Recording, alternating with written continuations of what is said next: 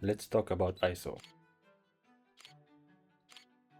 Now that we explained shutter speed and aperture in our previous videos, let's move on the third key settings in photography, ISO. ISO is basically your camera's sensitivity to light. The lower the ISO number, like 100 or 200, the less sensitive your camera towards light. This means it works best in bright conditions, like shooting outdoors during the day. But what happens when you are in a darker environment, like indoor or at night? This is when you increase your ISO, maybe to 800, 1600 or even higher to make the image brighter. But here's the trade-off. The higher the ISO, the more noise or grain you'll see in your photo. So yes, it makes your photo brighter, but it also reduces image quality. Together with shutter speed and aperture, ISO is part of what we call exposure triangle. They all work together to control how bright or dark your photo is. If you're using a smartphone, some models today let you control ISO manually when you switch to Pro or manual mode. It's a great way to start experimenting and see the effect for yourself. This video is brought to you by Atlas Creative,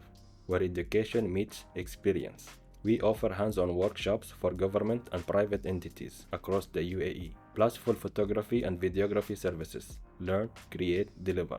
5 things you should know. ISO doesn't actually add light. It just makes your camera more sensitive to the light that's already there. It amplifies the signal.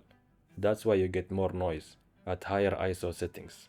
Each ISO step doubles sensitivity. ISO 200 is twice as sensitive as 100. ISO 400 is 4 times as sensitive. This is useful when you need more light, but can slow down your shutter speed or open more your aperture. Different cameras handles ISO differently. Some cameras, especially newer or more professional ones, can go up to 3200 or even 6400 and still give you clean image. But with older or smaller sensor cameras, you'll notice more noise or grain in your photo. High ISO is helpful in low light with fast action. If you're shooting something moving in the dark, like sport or street photography, rising ISO is often your best option to avoid motion blur.